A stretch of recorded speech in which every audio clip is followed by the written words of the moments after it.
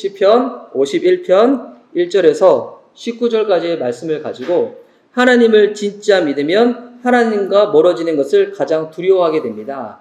하나님을 진짜 믿으면 하나님과 멀어지는 것을 가장 두려워하게 됩니다. 라는 말씀의 제목으로 은혜를 누리고자 합니다. 우리 좌우에 계신 분들 서로 바라보며 이 또 설교 제목으로 한번 축복할 때 이 제목을 역으로 해가지고 하나님과 가까워지시기 바랍니다. 이렇게 한번 축복할까요? 자, 시작. 하나님과 가까워지시기 바랍니다. 아멘. 우리 성경을 보면 용서에 대해서 예수님이 말씀하신 부분이 있습니다. 우리 또 이렇게 이미 신앙생활 많이 하신 분들은 예수님께서 용서를 할 때 몇 번을 하라고 알려주신지 기억이 나시죠? 몇 번을 하라고 말씀하셨나요? 7번씩 70번이라도 용서를 해라고. 그런데 여러분 이 질문을 던진 사람이 여러분 누군지 아세요? 예수님께 물어본 사람이에요. 많은 사람들이 예수님의 이 대답을 알기는 아는데 누가 이 질문을 예수님께 한지에 대해서는 잘 모르시는 것 같아요. 혹시 누군지 아세요? 누가 이 질문을 예수님께 던졌을까요? 베드로예요. 베드로가 예수님과 대화하다가 갑자기 이 질문을 예수님께 딱 던진 거였거든요. 이 베드로가 이 예수님의 부활을 경험하기 전에 또 성령을 받기 전에 실수도 많았지만 그래도 우리가 베드로한테 배워야 될 부분이 있어요. 뭘 배워야 되는가? 이 베드로는 예수님께 참 좋은 질문을 많이 던졌던 사람이었어요.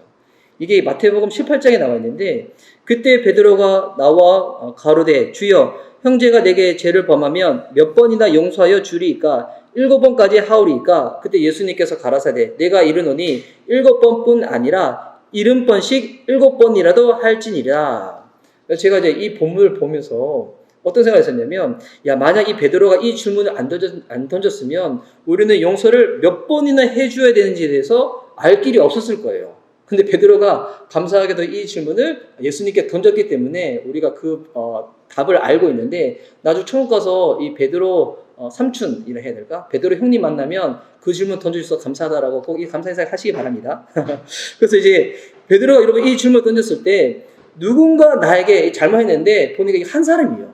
한 사람이 나한테 잘못을 한 거예요. 근데 그때 베드로가 생각한 최대 횟수는 7번이었던 것 같아요. 근데 예수님은 7번씩 70번이라도 용서를 하라는 것인데 그럼 곱하기 하면 490번이잖아요.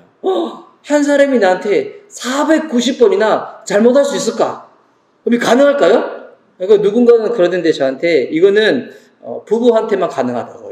결혼을 하면 한 사람이 그 사람한테 490번 정도 실수할 수 있고 490번 용서하다 보면 천국 가지 않을까 싶긴 한데 이거는 부부 안에서만 가능하니라고 얘기는 하는데 근데 요 말씀은 뭐가 중요하냐면 횟수가 중요한 게 아니라 이렇게 용서하라고 알려주신 분이 예수님이시잖아요.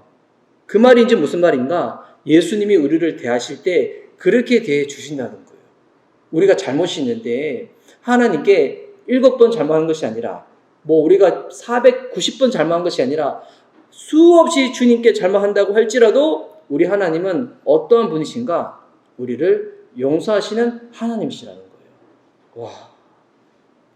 몇 주 전에 제가 예배를 드릴 때 그때도 예배에 대해서 제가 나눌 때 하나님에 대해서 우리가 예배하며 나아갈 때 주님이 어떤 분인지 정확하게 아는 것이 중요하다고 말씀드린 적이 있었어요. 그때 사마리아인과 예수님과의 대화를 통해서 우리는 예배의 형식과 장소 이런 것 가운데 신경이 빼앗기는데 근데 예수님은 예배를 받으시는 그 대상 하나님을 아는 것이 더 중요하다고 그렇게 알려주셨죠.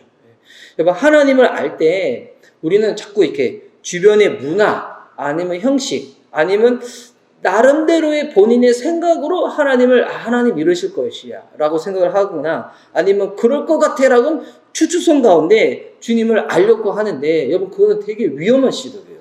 왜냐? 하나님을 알 때 정확하게 알아야지 우리가 예배도 정확하게 드릴 수 있지만 우리가 신앙생활 할 때도 왜곡하지 않고 이상하게 신앙생활 하지 않도록 그렇게 나갈 수가 있다는 거예요.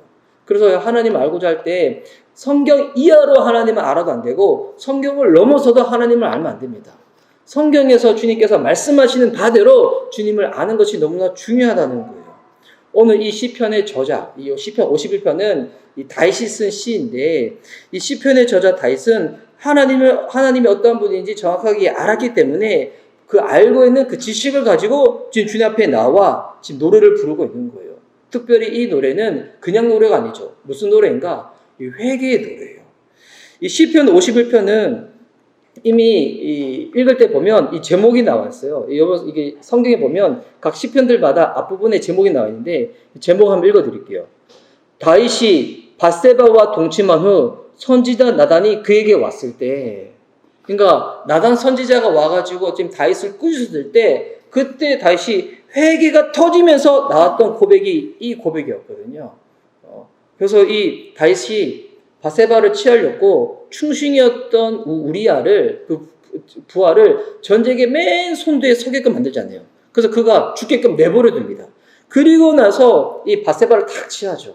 여러분, 다윗이 어떤 사람이었어요? 다윗이 하나님 마음에 합한 사람이고, 다윗은 예배자였고, 다윗은 정말 주님의 마음 가운데 이 주의 이름이 정말 조금이라도 이 짓밟히면 부들부들 떨어던 사람인데, 여러분, 이와 같은 다윗도 넘어졌어요. 안락하다 했었을 때, 평안하다 했었을 때, 자각 능력을 상실해 버렸을 때 딱 넘어져 버렸던 거예요. 근데 그때 하나님께서 나단 선지자를 다윗에게 딱 보내줍니다. 근데 나단 선지자가 그냥 얘기하면 다윗이 못 알아들으니까 한 가지 이야기를 하거든요. 이 부자와 가난한 자 이야기합니다. 부자는 양과 소가 많았다는 거예요. 그런데 이 가난한 자는 가지고 있는 재산이 작은 암양 새끼 한 마리뿐밖에 없었어요. 그래서 이 한 마리밖에 없다 보니까 이 가난한 자는 이 암양 새끼를 어떻게 대하냐면 마치 자기 자식처럼 대한 거예요. 같이 먹기도 하고 자기도 하고. 저는 예전에는 이 본문을 볼 때, 이거 양을 어떻게 같이 이렇게 할 수 있나 생각했는데, 요즘 이게 유튜버들 중에서 동물 유튜버들 있잖아요. 막 물고 빨고 같이 채우고 막 보니까 그랬던 것 같아요. 그때까지는 이 동물 유튜버였던 것 같아요. 그래가지고 암양 새끼를 가지고 같이 막 먹이기도 하고 같이 자기도 하고 막 했던 사람인데, 그런데 이 부자한테 어느 날 이 손님이 왔는데, 이 손님을 극진하게 대접하기 위해서 양을 잡아야 되는데, 본인은 짐승이 많잖아요. 그럼 자기 거 한 마리 딱 잡아가지고 해도 되는데, 이 부자가 어떻게 하냐면 가난한 자 이 암양 새끼를 돈을 주고 지불해도 지금 마땅치 않는데 어떻게 하냐면 그 암양 새끼를 탁 뺏어버리는 거예요. 암양 새끼를 뺏어가지고 이것을 가지고 이 식사를 만들어서 대접을 한 거예요. 이 얘기를 나단 선지자가 다윗에게 딱 했었을 때, 다윗은 이 얘기를 듣고 난 다음에 막 분노가 올라와가지고, 어떻게 부자가 가난한 사람한테 그렇게 할 수가 있냐고, 이렇게 한 사람은 마땅히 죽어도 된다고. 내가 하나님의 살아계심을 가지고 내가 이거 약속하는데, 그 사람 이 산지에 쳐야 되고, 그리고 이 재산의 4배나 갚아줘야 된다고. 이 얘기를 다윗이, 그 얘기를 듣고 난 다음에, 다시 그렇게 반응하고 난 다음에, 나단 선지자가 뭐라고 하는가? 바로 그 사람이 다윗 당신이라고. 다윗 당신이라고. 하나님의 당신을 어떻게 왕으로 세우셨는지 잊어버렸냐고. 부족함 없이 다 채워주시고 왕으로 온전히 세워줄 수 있도록 다 맡겨주셨는데 지금 어떻게 당신이 밧세바를 아내로 취하려고 우리아를 죽이고 그럴 수가 있냐고. 이렇게 강하게 책망을 한 거예요. 여러분, 그때 다윗은 왕이었잖아요. 지금 자기 부하도 지금 뭐 전쟁터 가운데 버려가지고 죽여도 아무런 죄지도 없는데, 다윗은 그때 나단 선지자가 나갔을 때 본인이 가지고 있는 권세를 가지고 나단 선지자도 그냥 찢어 죽일 수 있는 그런 권세를 가지고 있던 사람이었어요. 그런데 무소불위의 힘을 가지고 있던 이 왕이 다윗이 나단 선지자 딱 책망할 때 어떻게 반응을 하는가? 내가 여호와께 죄를 범하였다고. 본인의 죄를 인정을 하고 탁 엎드러지는 거예요. 그러니까 마지막 남아있었던 이 죄에 대한 자각 능력을 지금 나단 선지자가 안 와서 책망 안 해주면 잊어버렸을 건데, 나단 선지자의 그 책망을 통해서 마지막 남아있던 그것이 다 깨어난 거예요. 그리고 난 다음에 부른 이 찬양시가 뭐냐면 이 51편이었어요. 그래서 이제 아까 51편 불렀을 때 여러분들이 이미 여러분 마음 가운데 그 마음이 임했나 봐. 그래서 이게 51편은 읽을 때 막 기쁜 옷으로 읽으면 안 돼요. 예. 여러분 어디 제대로 잘 읽으신 거예요. 이게 뭔가 처절한 괴로움과 고통 가운데 나온 찬양이에요. 그 다윗의 마음을 알고 딱 읽어보면 이거는 전류이고 통곡이고 뭐 회개로 가득 차 있는 여러분 그와 같은 노래이고 찬양시라는 겁니다. 다윗이 지금 눌려 있어요. 뭐 가운데 눌려 있는가? 이 죄 가운데 눌려 있는 거예요. 지금 고통과 괴로움 가운데 눌려 있는 거예요. 근데 이 눌림과 고통은 단순히 심적인, 감정적인 그런 고통과 괴로움 정도가 아니에요. 내 마음 힘드니까 빨리 이거 죄책감 털어버리고, 좀 자유로워 싶어. 이것 때문에 너무 불편한데, 그냥 이거 없이 그냥 기쁘게 그냥 살고 싶어. 다윗은 지금 이 정도가 아니에요. 지금 다윗이 지금 무서워하고 있는 게 있어요. 다윗이 지금 두려워하고 있는데, 그 뭐냐면, 본인이 지은 죄로 말미암아가지고 단순히 내 마음이 눌린다. 이 정도가 아니라, 내 죄로 인해가지고 하나님과 멀어지는 것 가운데, 다시 지금 두려워하고 있다는 거예요. 죄로 인해서 심판당하는 것보다도 다윗에게서 최고로 무서운 것은 뭐냐면, 나 이러다 주님과 멀어지면 어떻게 하나. 나 이러다 주님을 잃어버리면 어떻게 하나. 여러분, 이것 가운데 나온 고백이 시편 51편이라는 겁니다. 다윗에게 있어서 구원받는다는 것은 단순한 이 절차 가운데 이루어지는 형식이 아니에요. 예수님 믿는다고 말하시는 분들 중에서도 보면 되게 이렇게 기계적으로 신앙생활 하시는 분들이 있어요.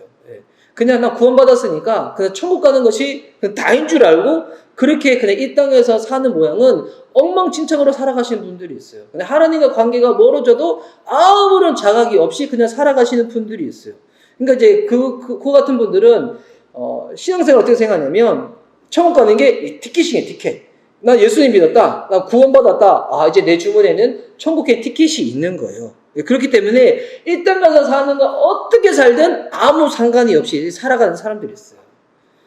여러분, 이런 사람들은 구원이 무엇인지, 주님과 함께하는 신앙생활이 무엇인지에 대해서 진짜 모르는 사람이죠. 여러분, 구원받음이 뭐예요? 신앙생활이 뭘까요? 이거는 하나님과 관계가 시작되어지는 것이 구원받음이고, 신앙생활은 하나님과 그 관계가 계속적으로 지속되어지고 그것 가운데 깊어지는 것이고, 그것 가운데 누리는 기쁨, 그것 가운데 누리는 영광, 그것 가운데 누리는 축복, 이것이 신앙생활이거든요.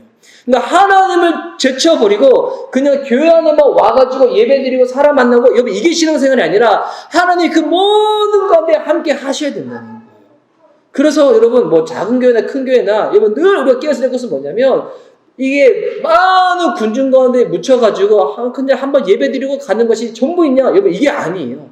지금 나는 날마다 그 하나님과 함께하고 있는가? 이걸 깨어서 늘 기억해야 된다는 거예요. 여러분, 다윗이 죄 지은 건 간단해요. 왜 죄 지었을까요? 그 순간에 하나님이 나와 함께하는 걸 잃어버린 거예요. 그것만 기억하더라도 여러분, 다윗이 어떻게 그렇게 할 수가 있었겠어요? 왜 낮에 바세바가 갑자기 목욕을 했는지는 이해는 안 돼. 더워가지고 목욕을 했나? 이해는 안 되지만, 낮에 그것을 봤다고 할지라도, 아니면 바세바가 난 다음에 음욕이 일어났다고 할지라도, 그때마다 하나님이 나와 함께 하신다. 이것만 그가 가지고 있더라도 이러지 않았을 건데. 이거 놓치는 순간에 다윗이든 누구든 우리는 그 죄 가운데 넘어질 수밖에 없다는 거예요. 신앙은 무엇인가? 늘 하나님과 함께하는 겁니다. 구원은 무엇인가? 하나님과 함께하는 것이 그 열리는 그 시작이라는 겁니다.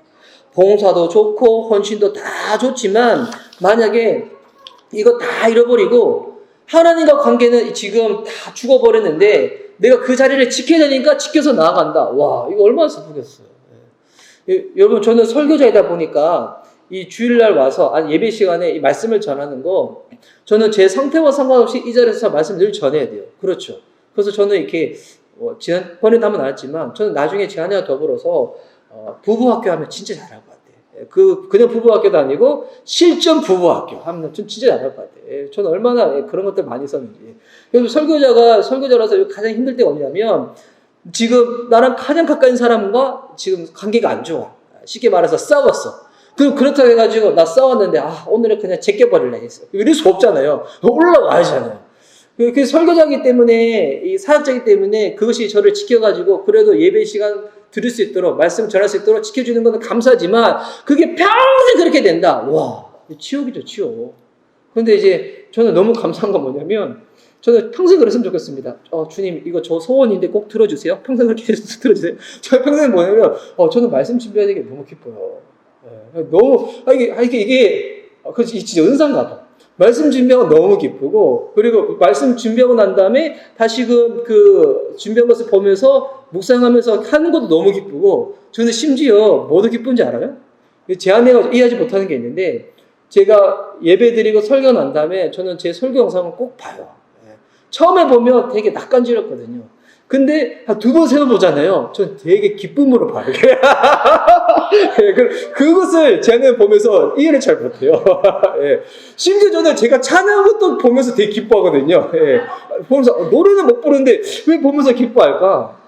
예, 보니까 그게 단순히 그냥 사람 앞에서 하는 거라고 하면 그럴 수 있는데 저 같은 사람이 어떤 사람인지 아는데 저 같은 죄인이 하나님의 큰 은혜와 사랑으로 용서받아서 주님이 다 깨끗하게 씻겨주고 난 다음에 그냥 예배 드리는 것만 해도 기쁜데 나 같은 사람이 주 앞에 쓰임받는 거 저는 그걸 보면서 너무 기쁜가 봐요.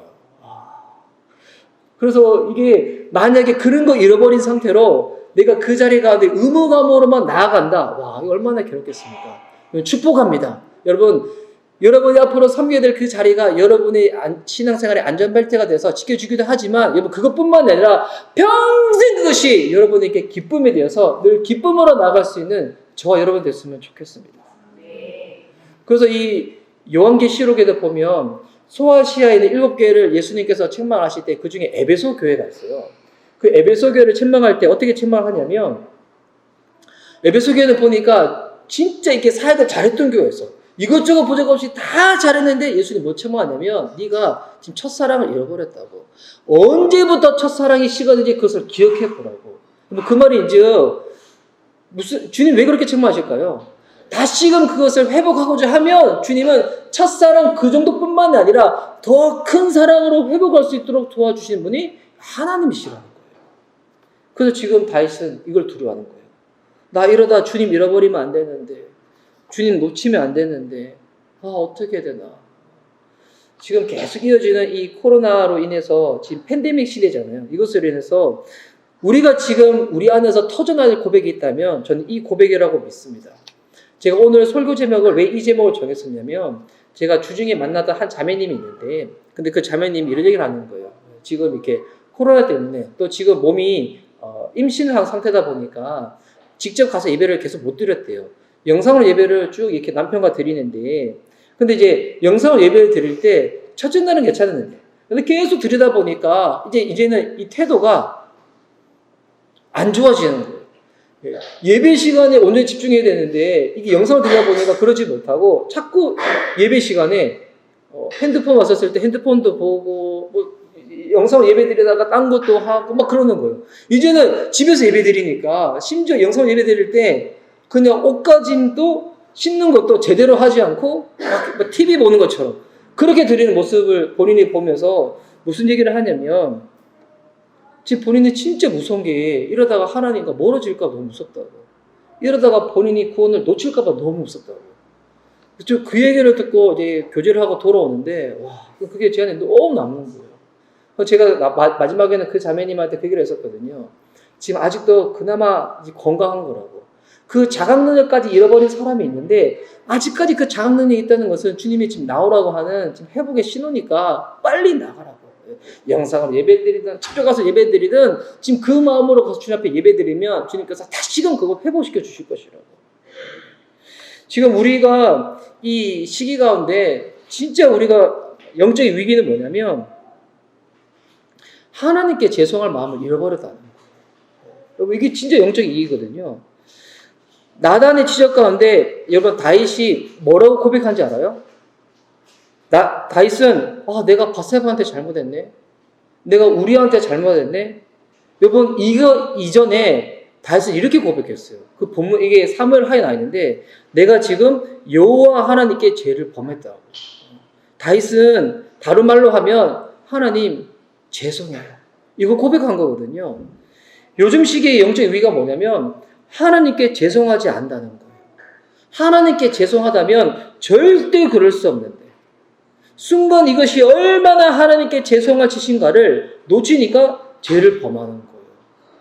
이 보면 신앙생활 하는 지체들 중에서 그런 지체들이 있어요. 내가 누군가한테 잘못하는 거는 나도 잘못한 건지 알겠는데 근데 내가 나한테 잘못한 것이 있잖아요. 내 몸을 상하게 한다든지 뭐 이렇게 이 청년들이 뭐 음란물을 보다가 아니면 뭐 잘못된 행동을 하든지 아니면 이 내 몸에다가 자꾸 이렇게 알코올을 들이붓고 담배 연기를 들이붓고 하는 거 이게 왜 잘못된 거라고? 그냥 내가 기호식품으로 늘리는 건데 이게 왜 잘못된 거냐고. 근데 여러분 그때 이게 왜 잘못된 거냐면 우리의 몸은 하나님이 주신 거잖아요. 그래서 내 몸을 상하게 하는 것은 단순히 내 건강만 잃는 것이 아니라 하나님이 내게 허락하신 것인데 내가 주님께 잘못한 거예요. 이게 주님께 죄송할 짓인 거거든요. 근데 그 수준까지 아직 못 미치다 보니까 그냥 내가 기뻐가지고 내가 좋아가지고 하는 건데 이거 왜 죄냐고 이렇게 생각을 하는 거거든요. 그때 눈이 확 열려야 됩니다. 하나님이 주신 것 가운데 내가 상하게 하는 거기 때문에 내가 지금 하나님께 그 역시도 죄송할 짓이라는 것을. 다윗이 나단으로부터 이 천망을 들었을 때 다윗은 왕이었잖아요. 주변에 신하도 있었을 거야. 신하 또 수정도는 사람들도 많이 있었을 거예요. 그런데 여러분 진짜 주님을 잃어버리기 싫은 사람들은 주님 놓치면 죽을 것만 같은 사람들은 주변 사람들이 나를 어떻게 바라보는지 여러분 그것도 개의치 않습니다. 만약 다윗이 내가 왕인데 주변에 지금 신하도 있고 이 사람들 많이 있는데 니깎게 뭐라고 확 이랬으면 다윗은 지금 회개를 못했을 거예요. 근데 주변에 누가 있든 말든 상관없이 그것보다도 훨씬 더 중요한 게 뭐냐면 내가 지금 주님 앞에서 이거 놓치는 거 싫은 거 주님 멀어지는 거 싫은 거 주변이 나를 어떻게 볼까 이것 신경 쓰다가 여러분 회개 못하는 사람들도 있어요. 또 어떤 사람들은 주변이 나를 바라볼 때 그 바라보는 이미지가 있잖아요. 되게 성실하고 되게 잘할 것 같고 저도 이제 그런 얘기를 나름 들었었거든요. 믿기지 않으시면 나름 들었어요. 목사님 안 그러실 것 같아요. 목사님은 되게 성실할 것 같아요. 막 그러는데 근데 여러분 제가 아는 제 모습이 있잖아요. 하나님은 제 모습이 있잖아요. 그런데 주변에서 들었던 그 이미지가 망가지는 것이 무서워가지고 주님 앞에 회개하지 못하는 사람들도 있어요. 어떤 사람은 내가 그리고 있는 내 모습이 있는데 이 모습이 망가지는 것이 두려워서 회개를 못하는 사람도 있어요. 그때 그런 것보다 훨씬 더 중요한 것이 뭐냐면 그런 것 신경 쓰다가 주님 앞에 못 나가서 망가져버리면 안 되는 거예요. 이게 부실공사에서 세워진 건물이 있다. 그러면 여러분 그 건물은 어떻게 되는가? 빨리 무엇이 부실되는지 그것을 딱 발견해가지고 빨리 무너져 버려야 돼요. 사람들 들어가기 전에 빨리 무너져 버려야지 여러분 그것이 세워질 수 있지. 언제가 무너질 것인데 부실공사해가지고 근데 사람들 몰라가지고 안에 들어갔다가 사고 나면 큰일 나는 거잖아요. 영적인 상태도 마찬가지입니다. 지금 부실한 하나님의 관계성으로 살아가는 사람들은 언제가 무너지는 것은 시간 문제라는 거예요. 어떻게 되는가? 나중 더 괴롭고 고통 가운데 무너지기 전에 지금 나가야 됩니다. 지금 나가서 내 안에 영적으로 무엇이 부실되어 있는지, 무엇이 망가져 있는지, 그 주님께 고백할 때 주님 우리를 어떻게 하시는가? 다시금 용서해 주시고 회복시켜 주시는 분이신 줄 믿습니다. 그래서 다윗이 지금 시편 이 51편에 회개를 통하여 나아갈 때 다윗의 이 모습을 통해서도 우리가 지금 본받아야 될 모습들이 몇 가지가 있는데 어떤 게 있냐면 여러분 회개는 그냥 하는 것이 아니라 중심으로 해야 돼요. 진실되게 해야 됩니다. 6절 말씀입니다. 본문을 한번 띄워주시겠어요? 6절 말씀. 제가 한번 읽어드릴게요. 6절 말씀. 자, 보소서 주께서는 중심이 진실함을 원하시오니 내게 지혜를 은밀히 가르치시리이다. 여기 보면 다윗이 지금 주님께 회개를 할 때 뭐라고 회개하냐면 중심이 진실함을 원하시오니. 근데 이거를 쉬운 성경 보면 이렇게 나왔어요. 진실하게 기도하기를 원하신다고. 여러분 회개는 어떻게 해야 되는가? 진실되게 해야 된다는 거예요. 마음을 담아서 중심으로 해야 된다는 거예요. 주변의 분들 중에서 이렇게 회개했다고 하는데 근데 막상 보면 야 이게 정말 회개했는 모습이 맞나라는 것에 대해서 의구심이 드는 사람들이 있어요. 어떤 사람이 그러냐면 본인이 뭔가 잘못했대, 넘어졌대. 근데 보니까 사람은 연약해서 또 넘을 수 있겠지만 그래서 너무 또 쉽게 넘어지는 거예요. 그러면 어떻게 하냐면 되게 기계적으로 해가지고 또 나가서 회개하면 되지, 뭐 또 나가서 재고백하면 되지, 또 나가서 뭐 그렇게 하면 되지. 근데 이에 대해서 전혀 마음에 그건 없어. 그러면서 이제 하나님이 딱 이렇게 회개를 시켜주시는, 용서를 시켜주시는 그 자동 판매기가 돼가지고, 기계가 돼가지고, 하면 주님은 나한테 그렇게 해주셔야 될 분. 이렇게 대하는 사람들이 있어요. 왜 그러는가? 중심으로 회개를 안 하기 때문에. 진실의 회개를 안 하기 때문에. 여러분, 그래서 진짜 회개를 했잖아요? 그러면 따르는 게 있어요. 뭐냐면, 후회하지 않는다는 거예요. 그래서 제가 이제, 회개에 대해서 나눌 때마다 전 예전에 어느 이렇게 사역자분이 나누신 고백이 있는데 그게 너무 기억이 나요. 그분이 이렇게 처음에 사역자가 되고 결혼을 하고 난 다음에 집에 TV가 있었대요. 근데 이제 밤에 일찍 자야 되는데 밤에 잠이 안 오고 막 심심할 때 자꾸 TV를 틀게 되는데 TV를 보다 보니까 그 다음날을 위해 가지고 적당히 보다가 빨리 끊어야 되는데 뭐 새벽 늦게까지 계속 봤다는 거예요. 그거보다 막 새벽에 일어나지 못하고 막 아침에 잠깐 닝기적닝기적거리고 그래가지고 내가 지금 하나님의 사역자인데 내가 이러면 안 되겠다 싶어가지고 지금 마음이 너무 안 좋고 어떻게 되냐면 이 TV 플러그를 파일을 잘라버렸대요.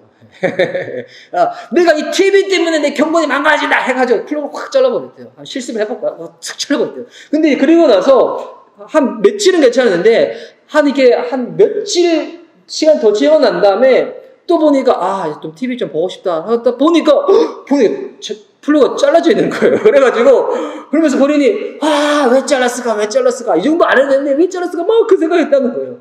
그러면서 딱 깨달았대요. 뭘 깨달았는가? 내가 진짜 회개를 안 했구나. 진짜 회개를 하잖아요. 본인이 결단한 것에 대해서 후회하지 않는다는 거예요.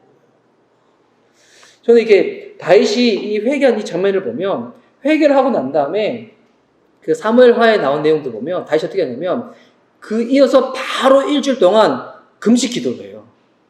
일단은 바세바가 난 아이를 주님께서 생명을 취해 가시거든요. 아기가 죽어버려요.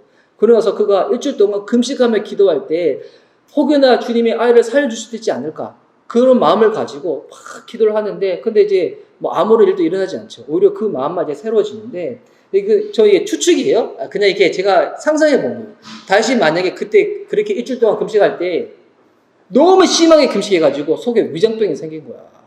위장병이 생겨가지고 그 다음부터 밥 먹을 때마다 속이 쓰려가지고 밥을 잘 못 먹는 거예요. 근데 다시 만약에 그때 금식할 때 내가 왜 일주일을 했을까? 그냥 3일 해도 되는데 그냥 하루만 되는데 내가 그때 그냥 내가 너무 객기로 그냥 일주일 해가지고 위장병 이거 어떻게 되지? 만약 다시 이랬으면 다윗은 진짜 회개한 게 아니겠죠. 근데 진짜 회개했다면 혹여나 만약 위장병이 생겼다고 할지라도 위장병이 막 올라올 때마다 내가 내 죄 지은 것 때문에 내가 지금 몸도 이렇게 된 거지. 그런데도 불구하고 주님이 내 영혼 살 수 있도록 도와줘서 너무 감사하다. 이렇게 나가면 이거 진짜 회개한 건데 회개해서 결단한 것을 가지고 시간 지나고 난 다음에 후회한다. 여러분 그것은 진짜 회개한 것이 아니라는 거예요.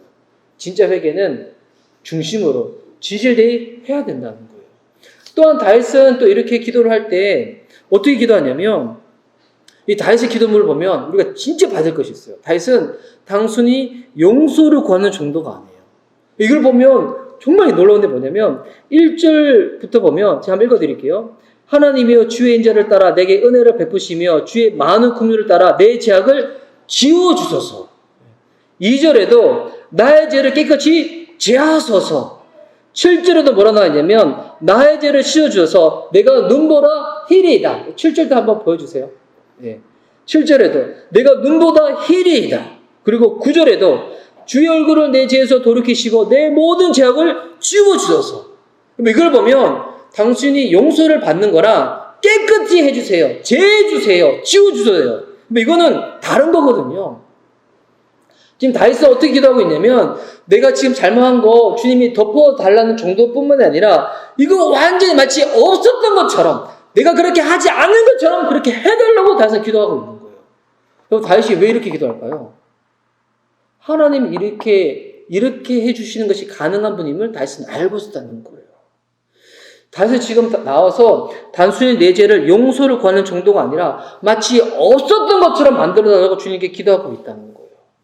여러분 이게 진짜 받는 기도한 것이 뭐냐면 이 신약 성경에도 보면 요한일서에도 이런 성경 구절이 있거든요. 요한일서 1장 9절 말씀. 만일 우리가 우리 죄를 자백하면 그는 미쁘시고 우로사 우리 죄를 사하시며 또 어떻게 하냐면 우리를 모든 불에서 깨끗하게 하실 것이며 이 요한일서 1장 9절 말씀이거든요.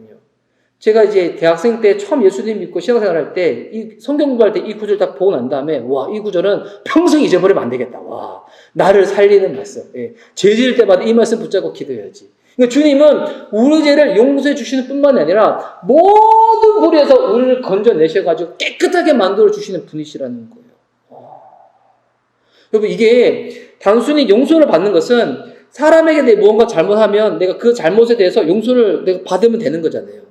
사람한테는 이거 그냥 없는 것처럼 해줘. 이거 불가능해요. 근데 여러분 하나님께 나아갈 때 주님은 이것이 가능한 분이라는 거예요.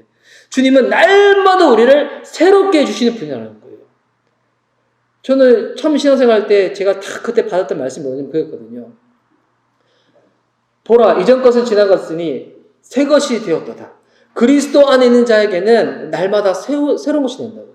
이전 것은 지나가고 날마다 새로운 피조물이 된다고. 와, 주님은 우리를 어떻게 하신 분인지 아세요?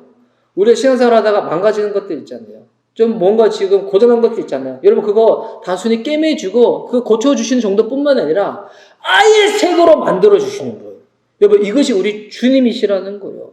새 거로 만들어주시는 분. 제가 이번 주 중에 묵상했던 구절 중에 하나가 뭐냐면 이 고린도전서 15장 31절에 다시 이렇게 고백하거든요. 날마다 죽노라. 날마다 죽노라. 여러분 날마다 죽는 거 괴롭죠? 쉽지 않죠? 날마다 죽는 거. 날마다 죽는다. 이 죽음을 경험한다. 근데 여러분 이것은 날마다 죽어야지 뭘 경험할 수 있냐면 날마다 새로워진다는 거예요. 여러분 축복합니다. 날마다 죽으시기 바랍니다. 이 말인즉 너 죽었으니까 너 날마다 괴롭지. 여러분 죽은 사람은 주변 사람들이 나한테 어떤 얘기를 하든 공격이 오든 비난을 오든 오해를 해가지고 뭐 배신자다 이런 얘기를 하든 뭐 그것 가운데 죽은 사람은 반응하지 않습니다. 왜? 나 죽었기 때문에. 그런데 여러분 그것으로 끝나는 것이 아니라 주님 우리를 어떻게 하는가? 죽었기 때문에 날마다 새로워지는 거예요. 주변에서 여러분에게 어떤 얘기를 하고 어떤 공격 어떤 걸 할지라도 여러분 상한 마음으로 나가는 것이 아니라 날마다 새로운 마음으로 나가시기 바랍니다. 주님이 우리에게 행하시는 놀라운 능력이라는 거예요. 주님이 이렇게 해주시는 분이시라는 거예요. 다윗은 이것을 가지고 주님께 나와 지금 기도하고 있는 거예요. 사도 요한 또 이것을 알았기 때문에 하나님이 내 모든 무리에서 나를 깨끗게 해달라고 그렇게 기도하며 나아갔다는 겁니다. 주님은 망가진 것을 고치시는 정도가 아니에요. 헤어졌네? 예전에 제가 양복 바지를 입을 때 제가 같은 걸 계속 입다 보니까 뒷부분이 헤어졌어요. 그래가지고 이제 제 아내가 꼬매주기도 하고 세탁소 가가지고 맡기도 해서 이렇게 했었는데 여러분 그것은 아무리 그렇게 해도 단순히 이게 수선한 거지 새 것을 입는 거 아니잖아요. 주님 어떻게 하시는가? 그래서 그 바지 볼 때마다 저도 이제 그 마음을 갖기로 했어요. 주님은 수선하시는 분이 아니라 새 바지 주시는 분. 할렐루야. 주님은 새 바지 주시는 분. 여러분 혹여나 우리 마음 안에 물려있는 부분이 있다. 오늘 그거 주님이 덮어주실 정도가 아니라 마치 그것이 없었던 사람처럼 살 수 있도록 주님 그렇게 만드실 줄 믿습니다. 또한 다윗은 이 회개를 할 때 어떻게 또한 해결을 하냐면 성령님을 붙잡아요. 와, 이거 진짜 놀라운 건데 여러분 회개를 할 때 성령님을 붙잡아요. 왜 성령님을 붙잡으려고 하는가? 이 12절 말씀을 보세요. 12절 말씀에 주의 구원의 즐거움을 내게 회복시켜 주시고 자원하는 심령을 주사 나를 붙드소서. 지금 다윗은 이 구원의 감격을 잃어버리기 싫은 거예요. 구원의 즐거움 또한 주님 앞에 나와 자원하는 마음이 있는데 이거 잃어버리기 싫은 거예요. 다윗은 이 예배자잖아요. 그래서 다윗은 늘 예배 드리는 게 삶 가운데 배어 있었어요. 근데 어느 날 딱 예배를 드리는데 죄를 짓고 난 다음에 예배를 드리는데 이제는 기쁨으로 자원한 마음으로 드리는 게 아니라 이것이 막 억지가 되고 막 이것이 막 의무가 되고 이렇게 예배 드리는 게 너무 싫은 거예요. 근데 이 구원의 즐거움과 자원한 마음을 회복하는 여러분 그 키가 있어요. 그 키가 뭐냐면 이 11절 말씀인데 11절 말씀 제가 읽어드릴게요. 우리 함께 읽어볼까요? 11절 말씀. 자, 시작. 나를 주 앞에서 쫓아내지 마시며 주의 성령을 내게서 거두지 마소서. 아멘. 여러분 구원의 즐거움을 회복하고 자원한 심령을 회복하는 비결은 뭐냐면 주의 성령님을 붙잡는 겁니다. 성령님 내 안에서 여러분 떠나가는 순간부터 내가 성령의 충만함을 잃어버리는 순간부터 무엇을 잃어버리는가? 기쁨을 잃어버리고 즐거움을 잃어버리게 된다는 거예요. 여러분 그래서 성령 충만할 때 따라오는 것은 기쁨이자 우리의 삶 가운데 확인할 수 있는 것은 뭐냐면 자원하는 심령이에요. 오늘 또 예배를 드릴 때 우리 또 토요일 날 오셔서 또 청소하신 분이 계신데 근데 청소할 때 보면 제 아내도 이게 청소를 하는 걸 되게 좋아하거든요. 제 아내가 이제 어제는 청소 안 했어요. 제 아내가 이제 아이들이랑 예배 드리고 시간 늦어서 청소를 안 했는데 근데 제 아내는 청소할 때 이 바닥을 닦을 때 무릎 꿇고 다 닦는다는 거예요. 제가 시킨 거 아니에요. 저분이 이렇게 하시는데 우리 이제 또 아내가 계속 이렇게 식사를 준비하잖아요. 식사 준비할 때 보면 저도 옆에서 지켜보면 식사 준비할 때 이렇게 토요일 날 늦게까지 준비하고 주일 날 아침에 새벽에 일찍 일어나서 준비를 해요. 처음에는 꼭 그렇게 할 필요가 있나 본인이 그냥 피곤하다고 하는데 그렇게 할 필요가 있나 했는데 근데 이제 제가 오늘 이 말씀을 보면서 생각을 바꿨어요. 아, 저분이 성령 충만하시구나. 예, 성령 충만해서 음식을 준비하시는구나. 예, 성령 충만해서 하겠다는데 말리면 안 되지. 성령 해방죄일 수도 있지. 내버려둬야지. 성령 충만하니까 계속 하세요. 계속. 나중에 더 부응해가지고 못하실 정도까지 그때까지 계속 하시기 바랍니다. 예. 오늘은 이게 김밥을 준비하시다는데 성령 충만으로 준비한 김밥입니다. 예. 이 다윗이 예루살렘에서 진짜 성령 충만했을 때 다윗이 아니죠. 큰일 났다. 다윗이 바울이 선교 여행을 할 때 예루살렘에 다시 갔었을 때 너무 성령 충만해가지고 바울에게 섰던 손수건을 병든 사람한테 귀신 들린 사람한테 얹어만 놔도 귀신이 떠나가고 병듦이 고쳐졌거든요. 오늘 여러분 이 성령 충만한 김밥 먹으면서 여러분 성령 충만해 주실 줄 믿습니다. 네, 여러분 그래서 성령 충만이 약해지면 즐거움도 사라지고 자원한 마음도 사라진다는 거예요. 그런데 내 안에 성령님이 다시금 역사하신다. 내가 성령님 붙잡았다. 회복되어지는 것이 뭐냐면 즐거움, 자원한 마음들 이것이 회복되어진다는 거예요. 우리가 예수님께 용서받았잖아요. 용서받으면서 가지고 가장 쉽게 확인하는 방법이 뭔지 아세요? 어떻게 확인할 거예요? 나 용서받았다는데 용서받았다. 이게 아니라 용서받으면서 가장 확인할 수 있는 방법이 뭐냐면 성령님이 내 안에 계시다는 거예요. 그를 내가 잊지 않는 거예요. 내가 이걸 늘 날마다 기억하는 거예요. 그러면 저절로 따르는 게 무엇인가? 그 사람 안에 기쁨이 있고요. 즐거움이 있고요. 자원하는 마음이 있고요. 헌신하는 마음이 있다는 거예요. 용서받은 사람한테서 확인할 수 있는 것. 기쁨과 자원하는 그 심령이라는 거예요. 왜? 내 안에 성령님이 계시기 때문에. 여러분 다음 주가 성령 강림 주일인데 제가 이번 주에 성령님에 대해서 한번 말씀을 전하고 싶어서 있다가 제가 성령님에 대해서 전하다 보면 뭐 은사에 대한 것들 아니면 뭐 다른 성령 세례나 뭐 충만에 대한 것들 전할 수 있는데 제가 곰곰이 보니까 성령님이 하시는 많은 역사들 중에서 가장 중요한 게 뭘까라고 제가 묵상해 봤어요. 근데 여기 보니까 성령님은 우리가 하나님과 멀어지지 않도록 우리를 붙잡아 주시는 분이에요. 이게 되게 재밌는 게 나도 성령님을 놓치지 않도록 붙잡지 않아요. 근데 여러분 성령님도 우리를 늘 붙잡아 주시는 분이에요. 나는 성령님 붙잡으려고 하는데 성령님이 너 그때 보니까 용서해 줬는데 또 또 그랬지. 성령님 우리 안 붙잡아 준다. 그러면 여러분 우리가 성령님 붙잡으려고 해도 우리가 어떻게 할 수가 없는데 감사한 거는 우리만 성령님을 붙잡으려고 하는 것이 아니라 성령님도 우리를 붙잡아 주신다는 거예요. 그래서 성령님은 어떤 분이신가? 제가 정리가 됐어요. 성령님은 하나님에 대한 우리의 사랑을 회복시켜 주시는 분이세요. 그리고 성령 세례가 무엇인가? 하나님의 사랑을 경험할 수 있도록 해주는 게 성령 세례이고 성령 충만이 무엇인가? 이 사랑이 날마다 회복할 수 있도록 해주는 게 성령 충만이구나. 여러분 그래서 방언이 뭔지 기억했어요. 방언이 뭐냐면 그냥 성령의 영을 따라서 기도하는 것. 여러분 이 정도뿐만 아니라 방언은 대부분 방언 통문에 보면 되게 하나님을 찬양하는 거래요. 방언이 뭐냐면 하나님께 사랑을 고백하는 거예요. 왜? 성령님은 하나님에 대한 이 사랑을 회복시켜 주시는 분이기 때문에 회복받은 자로서 주신 은사를 가지고 방언을 가지고 뭐를 하는가? 나 신령했어. 막 랄랄랄 이게 아니라 하나님을 찬양하는 거예요. 주여. 저는 여러분이 은사가 충만해가지고 그 은사를 가지고 주님을 향한 사랑을 고백하시기 바랍니다. 방언으로도 하나님의 사랑을 고백하고 또 주님께서 내게 주신 그 은사를 가지고 막 쓸 때마다 내 의가 드러나는 것이 아니라 하나님에 향한 내 사랑을 고백하는 그와 같은 예배, 그와 같은 하나님의 사랑입니다. 이러고 난 다음에 이제 다윗은 이 모든 것을 가지고 뭐로 이제 다 정리를 하냐면 예배로 정리를 해요. 왜? 다윗은 예배자이기 때문에 이 모든 것을 가지고 예배로 정리를 할 때 이제 재미있는 예배가 있어요. 다윗이 두 종류의 예배를 소개하는데 어떤 종류의 예배가 있냐면 하나님이 기뻐하지 않으시는 예배가 있고 하나님이 기뻐하시는 예배가 있다는 거예요. 16절 말씀 보세요. 자, 16절 말씀 본문 또 해주세요.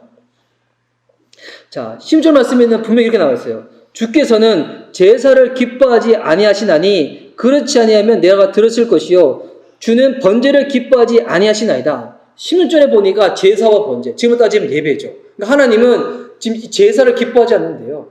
예배를 기뻐하지 않는데요. 그런데 이어서 보면 19절 말씀에 그때 주께서 의로운 제사와 번제와 온전한 번제를 기뻐하시리니 그때 그들이 수소를 주의 제단에서 드리리이다. 근데 19절에는 보니까 지금 주님이 또 제사, 번제, 지금 따지면 예배를 기뻐하신다는 거예요. 하나님 예배를 너무 기뻐하셔가지고 예배 드리는 사람들이 막 이렇게 수소를 바치듯이 막 헌물을 더 드리고 막 본인이 또 뜨겁게 예배하고 이런다는 거예요.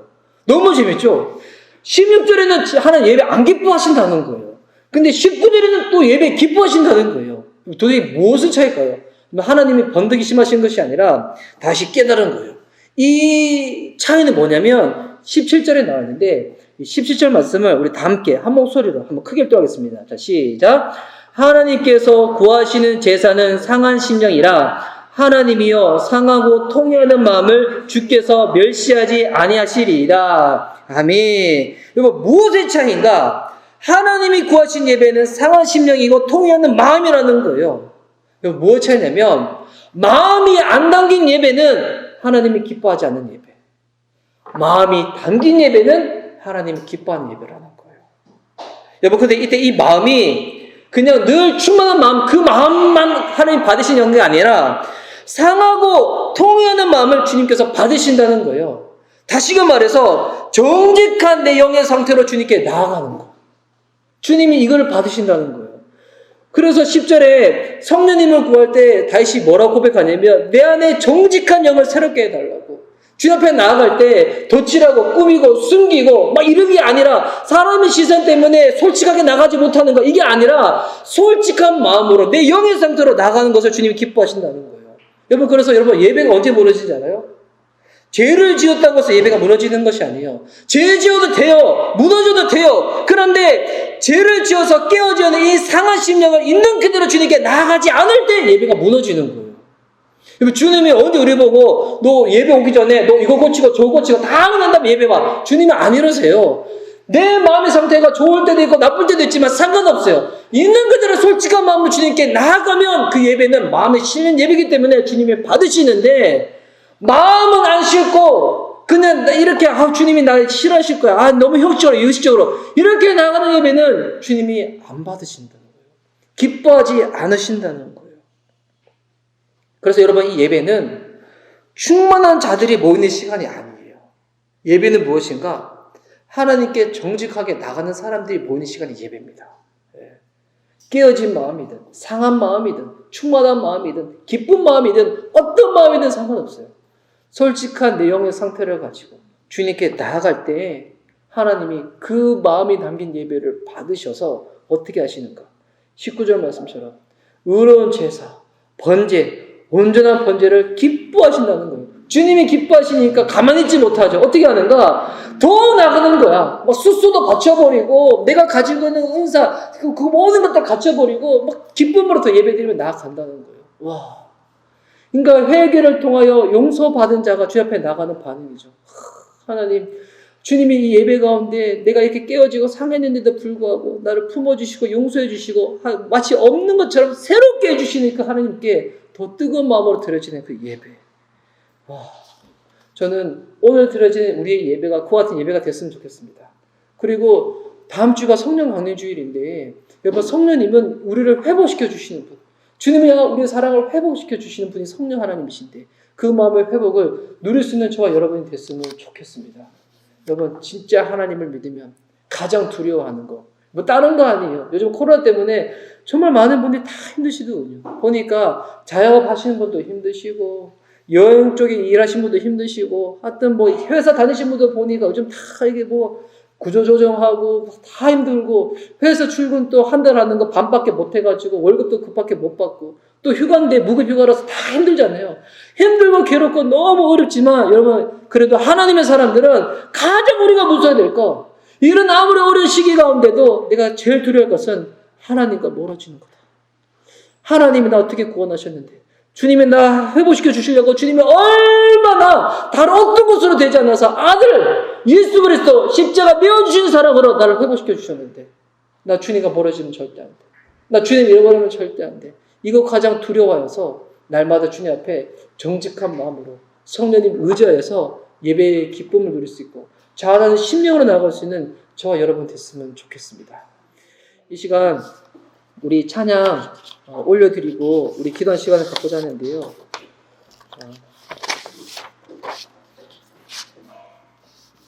우리 잘 아시는 찬양이지만 우리 주님 마음 내게 주셔서 이 찬양으로 고백하고자 하는데, 이 찬양 가사에 보면 하나님 마음을 내게 달라고 고백할 때 이 작사자가 이렇게 고백해요.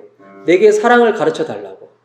그래서 예전에는 제가 이 사랑을 내가 남을 사랑할 수 있는 그 사랑으로 막 그렇게 이해를 했는데, 근데 제가 이 성경을 보고 나서 오늘 이 가사를 보니까 이 사랑이 다른 사랑이 아니라 내가 하나님을 사랑할 수 있는 그 사랑을 회복시켜 달라는 그 고백이 먼저이구나라는 것을 깨달았어요.